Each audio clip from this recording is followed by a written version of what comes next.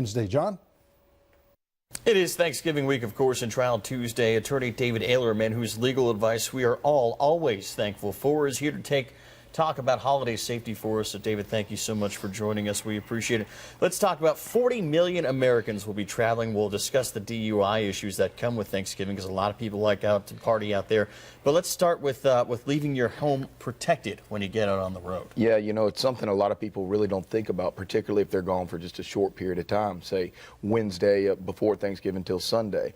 But obviously, it's a time when so many people travel, and unfortunately, a lot of them fall victim to robberies. Yeah, we mentioned Facebook. That can be one of those things when you put your Facebook plans online, other people, unsavory characters might pick up on that and target your home. Absolutely. You know, saying you're happy to go to Granny's house or whatever it may be, you know, or complain about your flights. You see that a lot on Facebook.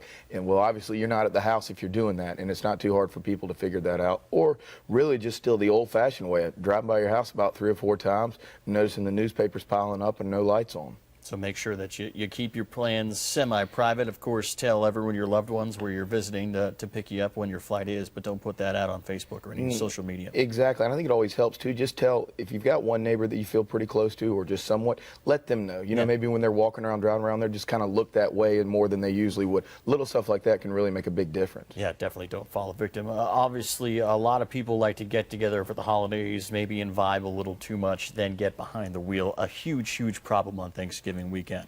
Yeah, unfortunately, it seems to have been increasing over the years, even though they've done a really good job of trying to slow it down with the many checkpoints and stop points and announcements and things. But obviously, first and foremost thing you can do is not drink and drive, meaning if you drink, just don't drive.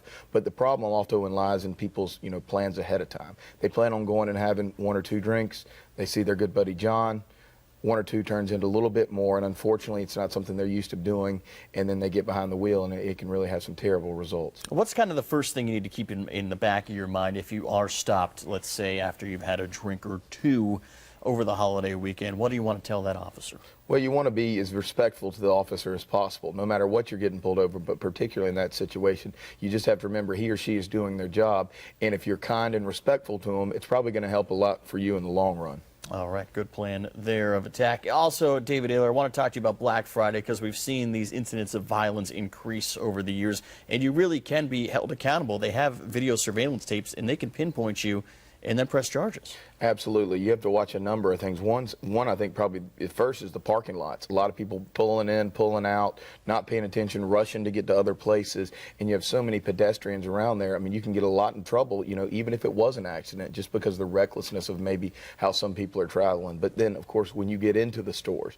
I know we've seen some tragedies with actual deaths and things related to that, or I believe it was somewhere maybe somewhat local here in the Southeast where someone was spraying mace inside the stores, things like that. I mean, you're definitely going to be held criminally liable no matter how, you know, hard you're trying for some sort of discount. If you are caught in one of those situations where you're feeling uncomfortable, let's say you take an elbow in a crowd or something like that, can you go after the store? Can you go after the corporation and see if you can get any kind of legal ramification there? Well, the stores are trying to be much more sensitive to issues like that, and depending on how they're going to run the stores in regards to when they'll let people come in and that sort of thing. But sometimes the stores, you know, get a little out of control because they aren't handled the right way. So that would be something you would want to be concerned with. Sometimes you hear about shelves falling over. I mean, some things that just get way out of hand. And sometimes it is partially the store's fault. Patience definitely a virtue when it comes to that Black Friday shopping. Do they have that? Well, I guess it's in short supply. Exactly. All right, David Aylor, thank you so much for your time. Happy holidays to you, sir. Thanks for having me. Travel safely. And we'll have much more Low Country Live coming up right after the break. Stay with us.